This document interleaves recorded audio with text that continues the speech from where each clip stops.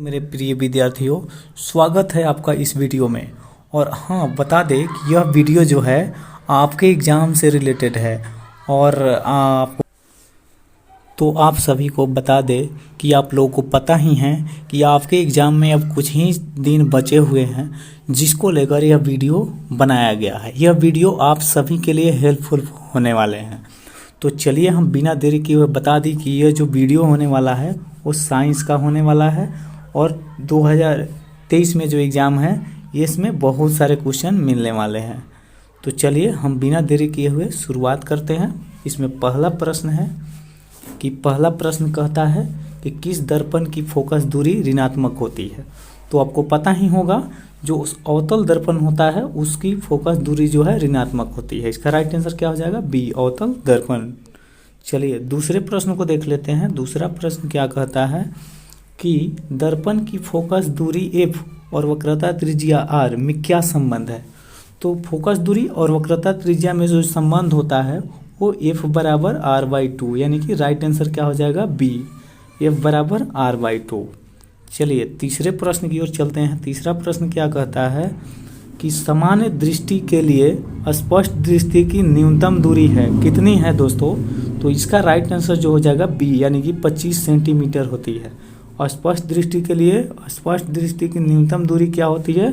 25 centimetre. और अधिकतम दूरी यहाँ पर आता तो अनंत हो जाता। क्या हो जाता दोस्तों? तो अनंत हो जाता। तो इसका राइट आंसर होगा 25 सेंटीमीटर। न्यूनतम दूरी कहेगा 25 सेंटीमीटर। चलिए अगले प्रश्न को देख लेते हैं।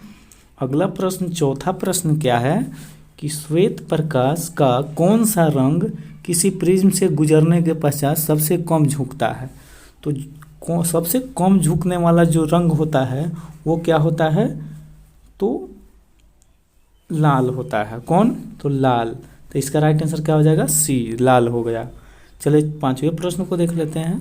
पांचवा प्रश्न है कि मानव आँख की रेटिना द्वारा बनाई गई छवि कैसी होती है? कैसी होगी? तो इसका राइट आंसर हो जाएगा वास्तविक और उल्टा। राइट आंसर बी, वास्तविक और उल्टा हो जाएगा। चलिए मेरे प्रिय विद्यार्थियों, छठे प्रश्न को देख लेते हैं। देरी नहीं करते हुए हम इस वीडियो को जल्द से जल्द ख़त्म करना चाहेंगे ताकि अगले वीडियो भी आपके लिए आने वाले हैं, इसलिए इसे जल्दी से जल्दी ख़त्म करेंगे।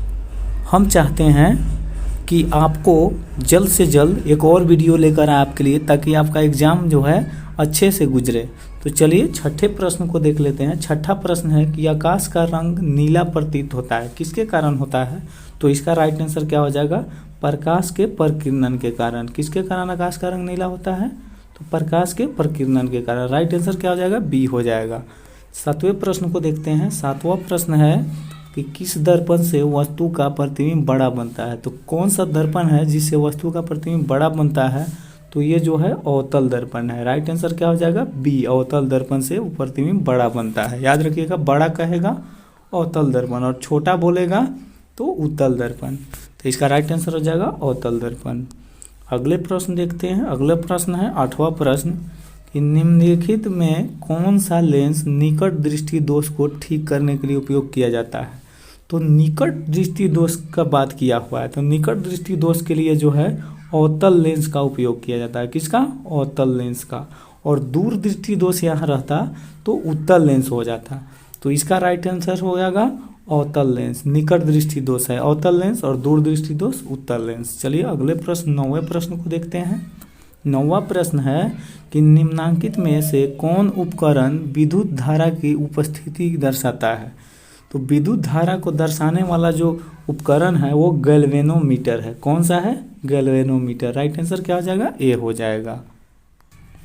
चलिए 10वें प्रश्न को देखते हैं। 10वां प्रश्न है कि दाएं हाथ के अंगूठे के नियम को किसने प्रतिपादित किया था। तो दाहिने हाथ का जो अंगूठा का नियम है वो किसका है दोस्तों? तो इसका राइट आंसर हो जाएगा मैक्सवेल के। किसका? मैक्सवेल के। और बाएं हाथ का नियम बताता वाम हस्त नियम, तो किसका हो जाता? फ्लेमिंग का। तो इसका राइट आंसर दाएं हाथ का पूछा है तो मैक्सवेल हो जाएगा। राइट आंसर डी हो जाएगा। चलिए दोस्तों अगले प्रश्न को देखते हैं। अगला प्रश्न है कि विभवांतर का एसआई मात्रक होता है। तो विभवांतर का जो ये सही मात्रक होता है वो क्या होता है, तो आपको पता होना चाहिए कि विभवांतर का ये सही मात्रक जो है वो क्या होगा, वोल्ट हो जाएगा। राइट आंसर ए, यानी कि विभवांतर का सही मात्रक वोल्ट होता है। और प्रतिरोध का सही मात्रक पूछेगा तो ओम, और विद्युत धारा का सही मात्रक एम्पियर, आवेश का सही मात्रक कूलाम। तो इसमें पूछा गया विभवांतर का सही मात्रक, तो इसका राइट आंसर हो जाएगा वोल्ट। चलिए दोस्तों, ये जो प्रश्न होने वाले हैं ये सभी के सभी वीवीआई प्रश्न हैं, क्योंकि इस वीडियो में जो है सभी के सभी प्रश्न वीवीआई होने वाले हैं, क्योंकि हम इस वीडियो में आपके लिए टॉप प्रश्न ही लेकर बनाए हैं। चलिए अगले प्रश्न 12वां नंबर प्रश्न है कि निम्नलिखित में किस संयोजन द्वारा प्रतिरोध का मान बढ़ता है। तो कब बढ़ेगा, तो श्रेणी क्रम में जोड़ने पर। कब, श्रेणी क्रम में जोड़ने पर प्रतिरोध का मान बढ़ता है। चलिए अगले प्रश्न 13वां नंबर प्रश्न है कि चुंबकीय बल रेखा की प्रकृति होती है। तो चुंबकीय बल रेखा का बात किया है, तो इसका राइट आंसर आपको पता होना चाहिए कि राइट आंसर काल्पनिक हो जाएगा। चुंबकीय बल रेखा का काल्पनिक ये आंसर हो जाएगा। चलिए अगले प्रश्न को देखते हैं। अगला प्रश्न है कि 1 किलोवाट घंटा किसके बराबर होता है। तो ये प्रश्न जो है वीवीआई है, और हम आपको पहले ही बता दिए हैं कि ये वीडियो आप ही के लिए स्पेशल बनाया गया है, ताकि आपके एग्ज़ाम में अच्छे से अच्छे मार्क्स ला सके आप अपने एग्ज़ाम में। और यही सब प्रश्न जो है छपते हैं, तो इसलिए इस वीडियो को स्किप ना करके पूरा बने रहिए इस वीडियो में। चलिए 14वां नंबर प्रश्न क्या था कि 1 किलोवाट घंटा किसके बराबर होता है। तो इसका राइट आंसर हो जाएगा सी, यानी कि 3.6 × 10⁻6 जूल। राइट आंसर सी हो जाएगा 1 किलोवाट घंटा। चलिए अगले प्रश्न देखते हैं। 15वां नंबर प्रश्न है कि नवीकरणीय ऊर्जा का स्रोत क्या है। तो इस चारों में से नवीकरणीय ऊर्जा का स्रोत आपको बताना है। तो इसका राइट आंसर क्या हो जाएगा, सौर ऊर्जा। नवीकरणीय है क्योंकि ये सौर ऊर्जा कभी समाप्त नहीं होगा, तो नवीकरणीय उसी को कहते हैं जो समाप्त नहीं हो, पुनः उत्पन्न हो जाए। तो सौर ऊर्जा है ये नवीकरणीय ऊर्जा स्रोत है। चलिए दोस्तों अगले प्रश्न को देखते हैं। 16वां नंबर प्रश्न क्या कहता है कि कौन सा लेंस अपसारी लेंस भी कहा जाता है, यानी कि किस लेंस को अपसारी लेंस भी कहते हैं। तो अवतल लेंस राइट आंसर हो जाएगा। राइट आंसर ए, अवतल लेंस। अवतल लेंस को अपसारी लेंस भी कहते हैं, और उत्तल लेंस को अभिसारी कहते हैं। अगर यहाँ अभिसारी रहता तो हम क्या मारते हैं सर, उत्तल लेंस। अपसारी लेंस किसे कहते हैं, अवतल लेंस। राइट आंसर ए हो जाएगा।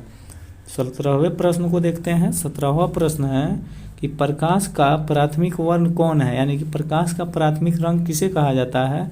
तो लाल को, हरा को, लाल, नीला और हरा, यानी कि तीनों उपरोक्त सभी हो जाएगा। प्राथमिक रंग 3 होते हैं, लाल, नीला और हरा। राइट आंसर उपरोक्त सभी हो जाएगा। चलिए दोस्तों इस वीडियो में सभी के सभी वीवीआई है, इसलिए इस वीडियो में पूरे बने रहिए। अगर ये वीडियो आपको अच्छा लगे तो मेरे चैनल को सब्सक्राइब कर ले, ताकि आगे का वीडियो आपको फिर से मिलता रहे और आपको इसका फ़ायदा मिलता रहे। तो चलिए 18वें प्रश्न को देखते हैं। निम्नलिखित में से कौन नेत्र का रंगीन भाग होता है। तो नेत्र का जो है हमारी आंखों का रंगीन भाग कौन होता है, तो आइरिस होता है। कौन, आइरिस। रंगीन भाग जो काले होते हैं इसमें आइरिस जो होते हैं रंगीन भाग कहलाते हैं। चलिए 19वां नंबर प्रश्न क्या है कि पूछा है कि 1 HP बराबर है, यानी कि 1 हॉर्स पावर कितने के बराबर है। तो आपको पता होगा कि 746 वाट के बराबर होता है। 1 हॉर्स पावर बराबर कितना है, 746 वाट के। इसका राइट आंसर ए हो जाएगा। चलिए 20वें प्रश्न को देखते हैं। 20वां प्रश्न कहता है कि विशालक शीशा, यानी कि विशालक शीशा जिसको मैग्नीफाइंग ग्लास भी कहते हैं, इस कैसा होता है। तो ये अवतल लेंस होता है। विशालक शीशा क्या होता है, अवतल लेंस होता है। चलिए अगले प्रश्न को देखते हैं। 21वां प्रश्न कि जब किसी चालक तार से विद्युत धारा प्रवाहित होती है तो गतिशील कण है कौन है। तो चालक से जब विद्युत धारा प्रवाहित होगी तो गतिशील कण जो है वो कौन हो जाएगा दोस्तों। तो इसका राइट आंसर क्या मारिएगा, इलेक्ट्रॉन। इलेक्ट्रॉन क्या हो जाते हैं, गतिशील हो जाते हैं। चलिए 22वां नंबर प्रश्न देखते हैं। 22वां नंबर प्रश्न क्या कहता है कि एम्पियर घंटा मात्रक है किसका है, एम्पियर घंटा किसका मात्रक है। तो इसका राइट आंसर हो जाएगा आवेश। आवेश का मात्रक है एम्पियर घंटा। चलिए अगले प्रश्न को देखते हैं। 23वां नंबर प्रश्न है कि निम्नलिखित में से कौन सा मात्रक वाट के बराबर है। तो जानते हैं तो जूल बटा प्रति सेकेंड ये वाट का मात्रक होता है। राइट आंसर जूल बटा प्रति सेकेंड। चलिए 24वां प्रश्न को देखते हैं। 24वां नंबर प्रश्न है कि विद्युत धारा का मात्रक है। देखिए ये जितने भी प्रश्न हैं VVI है, आपके एग्जाम से रिलेटेड होने वाले हैं। सभी ऐसे ही प्रश्न आपके एग्जाम में छपते हैं और इस वीडियो को देखने के बाद आपको भी लगेगा कि हाँ हमें कुछ प्रश्न मिला है जो एग्जाम में आने वाले हैं और आएगा भी। तो चलिए विद्युत धारा का मात्रक पूछा है, तो विद्युत धारा का ऐसा ही मात्रक अभी आपको बताया गया है कि विद्युत धारा का जो ऐसा ही मात्रक होता है वो एम्पियर होता है। विद्युत धारा का ऐसा ही मात्रक क्या होता है, एम्पियर होता है। अगले प्रश्न को देखेंगे। अगला प्रश्न है कि ग्लोबल वार्मिंग के लिए उत्तरदायी गैस कौन है। किस गैस के कारण ग्लोबल वार्मिंग होता है, तो ये CO2 के कारण, यानी कि कार्बन डाइऑक्साइड के कारण ग्लोबल वार्मिंग होता है दोस्तों। चलिए 26वें प्रश्न को देखते हैं। 26वां प्रश्न क्या है कि शरीर में भोजन का पचना किस प्रकार की अभिक्रिया है। तो भोजन का पचना जो है वो एक प्रकार की उपचयन अभिक्रिया होती है। कौन सी अभिक्रिया, उपचयन। इसका राइट आंसर ए हो जाएगा। चलिए 27वां प्रश्न है कि कली चूना पर जब जल डाला जाता है तब अभिक्रिया होती है। कैसी अभिक्रिया होती है दोस्तों, तो देखिए यहाँ काली चूना का बात किया है और इस पर जब जल डालेंगे ना तो ये ऊष्माक्षेपी अभिक्रिया कहलाएगी। कौन सी, ऊष्माक्षेपी अभिक्रिया, यानी कि ऊष्मा उत्पन्न होगी। चलिए 28वां प्रश्न देखते हैं। 28वां प्रश्न है कि निम्नलिखित में से कौन सबसे अधिक अभिक्रियाशील है। तो जो कॉपर होता है वो सबसे अधिक अभिक्रियाशील होता है, जल्दी अपने ऊपर परत जमा लेती है। राइट आंसर क्या हो जाएगा, कॉपर। और 29वां नंबर प्रश्न देखते हैं। 29वां प्रश्न है कि चूना जल का रासायनिक सूत्र है। तो यहाँ बात किया है किसका, तो चूना जल का। चूना जल का रासायनिक सूत्र क्या होता है, तो इसका राइट आंसर CaOH का होल ट्वाइस। CaOH का होल ट्वाइस, यही चूना जल का रासायनिक सूत्र होता है। और चलिए 30वां नंबर प्रश्न क्या है कि कोई विलयन लाल लिटमस को नीला कर देता है तो उसका pH मान होगा। तो लाल को जब नीला करता है तो लाल को नीला करने वाले को हम कहेंगे क्या, तो क्षार। तो क्षार का मान 7 से अधिक होता है, यानी कि 11 भी हो जाएगा और 10 भी हो जाएगा। A और B दोनों आंसर हो जाएगा। लाल से नीला कर रहा है तो समझ जाइए कि वो क्षार है, तो यानी कि 5-7 से अधिक होता है, तो 11-10 दोनों राइट आंसर हो जाएगा। चलिए 31वां प्रश्न देखते हैं। 31वां प्रश्न है कि एल्काइन में कार्बन कार्बन के बीच कितने सहसंयोजक बंधन होते हैं। तो एल्काइन में 3 सहसंयोजक बंधन होते हैं। एल्काइन में कार्बन कार्बन के बीच 3 सहसंयोजक बंधन होते हैं। चलिए अगला प्रश्न देखते हैं। 32वां नंबर प्रश्न, ये सभी प्रश्न VVI है। ग्लूकोज का रासायनिक सूत्र क्या है। तो ग्लूकोज का जो रासायनिक सूत्र है C6H12O6। राइट आंसर ए हो जाएगा। ग्लूकोज का रासायनिक आणविक सूत्र यानी कि रासायनिक सूत्र C6H12O6 यानी कि C6H12O6 ग्लूकोज का। और चीनी का पूछेगा तो C12H22 और O11, ये चीनी का सूत्र होता है। ग्लूकोज का बोला है C6H12O6 हो जाएगा राइट आंसर। चलिए 33वां नंबर प्रश्न है कि उच्च वसीय अम्लों के सोडियम लवण कहलाते हैं। तो उच्च वसीय अम्लों के सोडियम लवण जो है इसमें क्या हो जाएगा राइट आंसर, साबुन, क्योंकि साबुन सोडियम लवण से बनाए जाते हैं। राइट आंसर साबुन हो जाएगा। अगला प्रश्न देखते हैं। 34वां नंबर प्रश्न है कि बॉन्ड CHO अभिक्रिया मूलक को कहते हैं। तो बॉन्ड CHO से जो अभिक्रिया मूलक होता है वो एल्डिहाइड कहलाता है। क्या कहलाता है दोस्तों, एल्डिहाइड कहलाता है। चलिए 35वां नंबर प्रश्न देखते हैं। 35वां नंबर प्रश्न बोला है कि आवर्त सारणी के किसी आवर्त में बाएं से दाएं जाने पर तत्व की परमाणु त्रिज्या में क्या होगी, तो वो घटेगी। बाएं से जब दाएं जाएंगे ना तो परमाणु त्रिज्या क्या हो जाती है, घटती है। राइट आंसर ए हो जाएगा। चलिए दोस्तों 36वां नंबर प्रश्न क्या है कि निम्नांकित तत्वों को उनके अधातु गुण के अनुसार बढ़ते क्रम में सजाइए। लिथियम, यहाँ बहुत सारे तत्व दिए हुए हैं और इसको सजाना है। तो देखिए सबसे पहले सजाने के लिए सबसे पहले क्या आता है, तो लिथियम आता है, उसके बाद बेरिलियम आता है, उसके बाद कार्बन आता है, उसके बाद ऑक्सीजन और तब फ्लोरीन आता है। तो इसका राइट आंसर बी हो जाएगा। चलिए दोस्तों अगले प्रश्न 37वां नंबर प्रश्न है कि सिलिकॉन क्या है। सिलिकॉन के बारे में बात किया है। देखिए सिलिकॉन का बात किया है कि सिलिकॉन क्या है, तो सिलिकॉन एक उपधातु होता है। क्या होता है दोस्तों? सिलिकॉन एक उपधातु होता है। देखिए दोस्तों, हम फिर से कहते हैं कि ये जो वीडियो होने वाला है आपके एग्ज़ाम में बहुत वीवीआई, आपके एग्ज़ाम में बहुत अच्छी भूमिका निभाने वाले हैं, क्योंकि इस वीडियो में सभी एक पर एक वीवीआई प्रश्न को इस वीडियो में कवर किया गया है। अगर यह मेरा वीडियो आपको अच्छा लगेगा तो आप इस वीडियो को लाइक कर दीजिएगा और मेरे इस चैनल को सब्सक्राइब कर लीजिएगा, और मेरे इस वीडियो को अपने दोस्तों में भी शेयर कीजिएगा ताकि इसका फ़ायदा आपके दोस्तों को भी मिल सके। चलिए अगला प्रश्न को देखते हैं। अगला प्रश्न देख लेते हैं। 38वां नंबर प्रश्न है कि निम्नांकित में कौन विद्युत धनात्मक तत्व है? कौन सा विद्युत धनात्मक तत्व है? तो वही Na यानी कि सोडियम। सोडियम जो है विद्युत धनात्मक होती है, इसे करंट पैदा हो सकता है, करंट यहाँ से जा सकता है।